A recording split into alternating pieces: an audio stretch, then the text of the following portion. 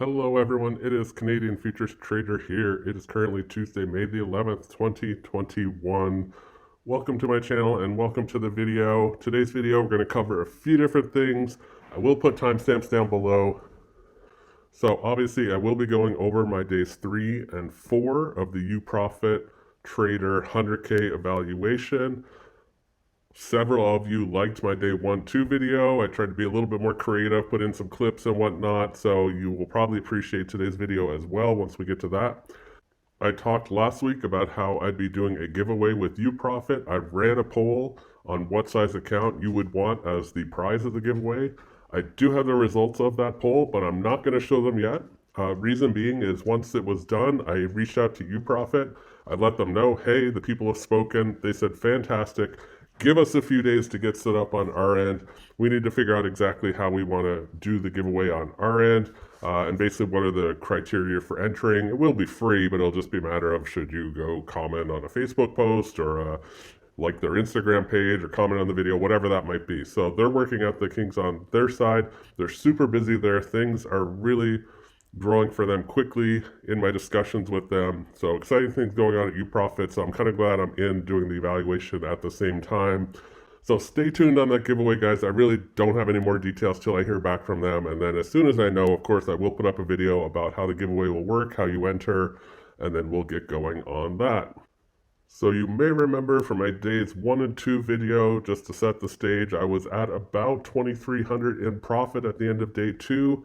Out of the total of 10 days minimum that you need to trade. I had big aspirations of being this guy on day 10. I still plan on being him. Let's see how days 3 and 4 went. Okay guys, so day number 3, to be honest, did not go very well. You're looking at a picture of me after trading on day 3. I did a classic Canadian Futures Trader move where I have a fantastic days 1 and 2, and then about days 3 or 4, I completely pitch it and get a little too cavalier, trading in queue. Oftentimes that leads to ruin. I did not blow my account, but I gave back almost every single penny of that profit and was basically back to the starting point, slightly above $100,000 at the end of day number 3. My God, I am never going to financially recover from this. Day number 4, so being a nice sunny Canadian morning, I decided to go back to what worked on days 1 and 2, drive myself to Starbucks. There's a brand new one that just opened. I entered, I was the only person there. I looked like a weirdo recording inside. I also found some nice Canada mugs, so I felt like I was off to a good start.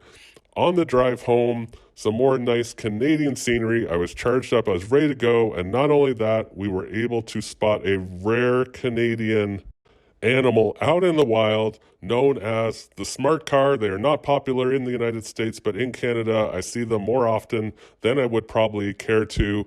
Nonetheless, I was ready to go home, get charged up. I watched some highlights from Team Canada past Olympic wins while I drank my Starbucks. Feeling completely ready and charged up Canada-wise to hit the trading day. I jumped into the markets. You're looking at live footage. That's me there in the black and white, putting in my order to short the Ultra Bond.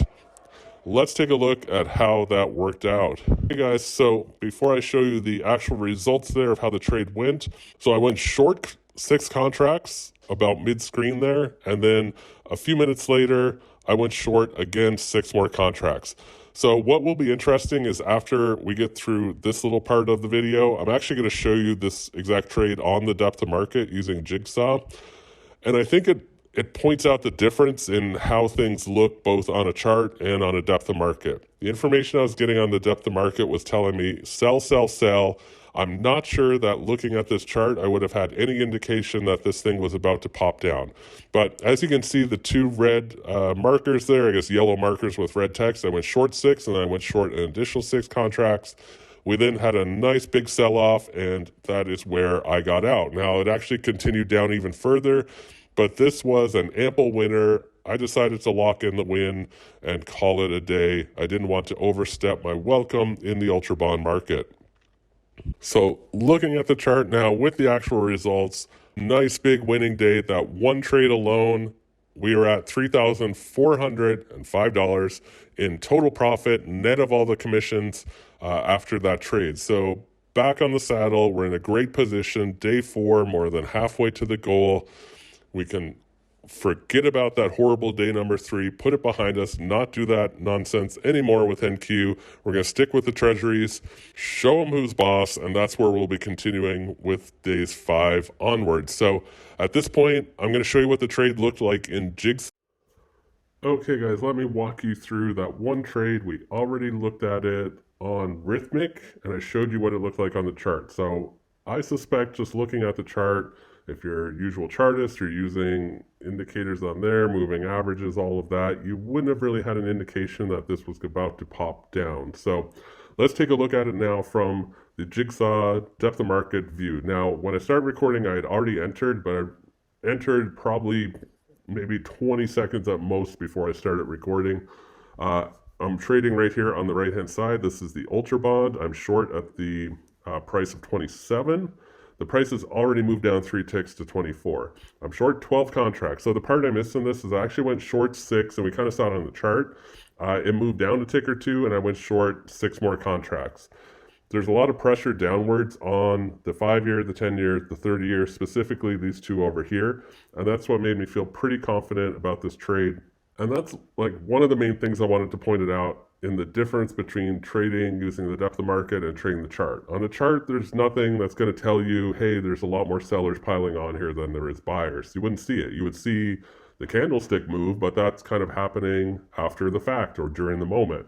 Whereas here, there's a little bit, if you're quick to the draw, there's a little bit of a heads up that, hey, sellers are piling on, this thing is probably going to push down. So that was kind of basically the premise of this trade. Now, this one actually worked out just fantastic. Combined with the factor that it gets down here to the lows, usually when you get towards those lows, in my experience, tends to push through a little bit, and we get some of that action here as well. So just to recap, I'm short at 27, the price is currently 24, I'm short 12 contracts. I haven't put on a take profit or a stop loss yet, and I do that here in a second. So let me let the video play, and I'll talk you through it. So right now, here we go, finally some action. And this ticker tape on the right is the Ultra Bond. So obviously like reds and purples and whatnot are sellers, blues, turquoise are buyers. There's different color codes for different actions, but we'll get into that some other time. So you're just seeing heavy selling. I also don't have the quantity here. It's kind of off to the right off the screen. But at this point, we are 5 ticks to the good. Not too bad for being in this trade all of about a minute, and we're just seeing heavy selling. You're seeing selling over here in the 10s, on the 5s. Now, also worth mentioning, the 5 years right here are at the low. Well, they technically touched on this price, but nothing traded there, but they're at the low, and there is not a lot of buyers. So I'm fully expecting this to charge through, fully expecting the Ultra Bond to charge through the lows as well. You see at this point, I do put a stop loss, which would actually be, what's that, 4 ticks profit at this point. I moved down to 5. I have a pretty tight trail on it just because I'm really expecting this to explode down. If for some reason it turns around on me, I want as many ticks out of this as I can. Just for reference, 12 contracts is about 307, let's just call it 375 in profit or loss each tick. So each of these ticks down is $375 aggregate by trading 12 lots. So that's why I'm trailing with a pretty tight stop. I mean, every tick is $375, so I want every single one of those. You have a nice buildup here of sellers. Bit of a wall here, but this is the low. Only 6 contracts I've traded here so far. 5 years still sitting at the low. 10 years just above. 30 years at the low. So let me let this play. I pause it there for a sec. So look at it. I mean, this is just red. Sellers are just pounding this down. There's no indication this is turning around anytime soon. I'm following a little bit closer here with my stop loss. I did put in a take profit here. I forgot to mention, but you probably saw me do it. So I put it a few ticks below the low. If there's like a flash sale, it pops down, I want to grab it. You're seeing here, look at this. Just sellers are pounding the 10-year down. 30-year, same thing, right at its low. The Ultra Bond is now at its low. So I'm going to pause this for a sec. So a few days ago, I had the same kind of hypothesis, if you will. The treasuries all tend to trade in tandem. So when you have 2 or 3 of them pretty much at their low or a tick or two away. And the Ultra Bond, look at where I entered. I was 1, 2, 3, 4, 5, 6, 7. I forget if this was a low at the time or not, but it was several ticks away from the low. Fully expected it to catch up, and it did. And so I went in with 6 lots, added on 6 more when it looked like the sellers were going to be relentless and just push this down. I mean, I have this paused. Look at this. You just see like huge contracts being traded, like 2,100 sellers. You're not seeing a lot of buyers come back. Same thing here. It's just sellers pushing down. Sellers have been pushing down here. So I'll let this continue to play. There's only about another minute and a half or so left. So here we go. We're getting a nice pop. I actually moved my take profit down a few ticks at this point, and I trail a little bit closer with my stop loss. And here I'm just recentering the DOMs. Still, look at this. Low, low, one off the low.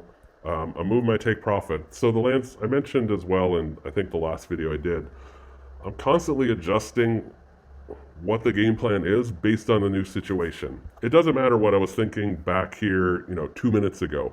The situation right now is the Ultra Bond is sitting at its low. Sellers are pushing it down relentlessly.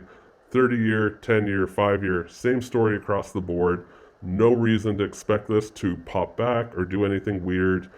If it does, that's why I've got a fairly close stop. But as well, I feel pretty confident in the close stop because I'm not really expecting much movement back. Now, at some point, I do get stopped out here. It moves back on me. But let's let this play. There's only about another minute left.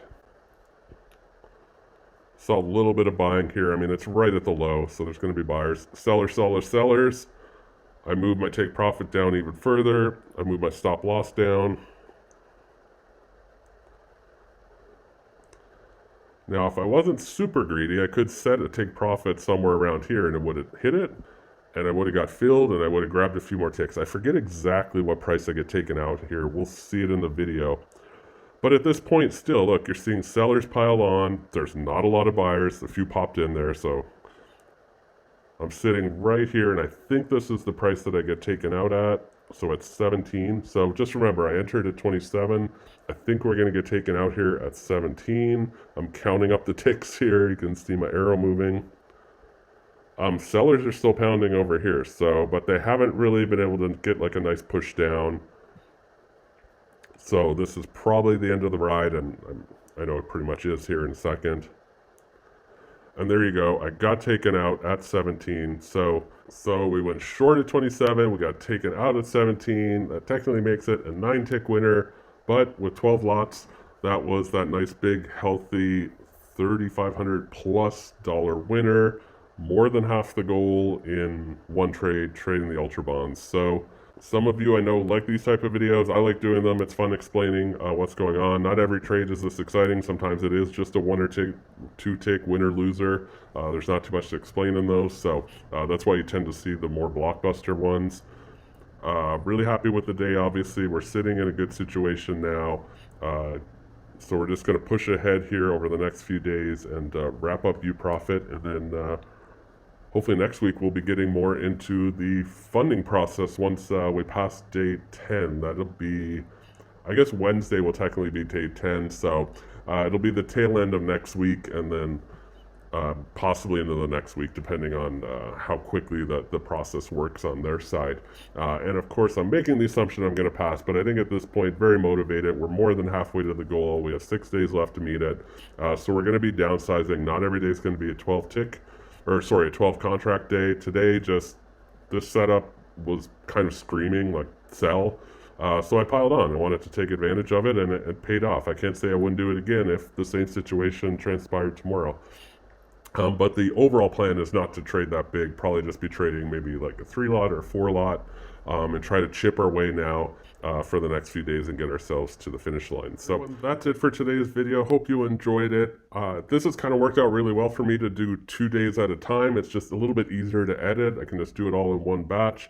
So look for updates of day 5 and 6 coming on probably this Thursday. Or honestly, if not much happens, I would probably just wait till Friday and round out the week. But let's just see how the next few days go, and I will put out a video shortly. As well, I'm trying to put together some more instructional videos. I've had several requests. Things just like how do you connect JigSaw to Rhythmic, or different things, specific questions related usually to Rhythmic and related to JigSaw. So I'm trying to put together short little kind of how-to videos with those. So you might see some of those videos pop up on the channel.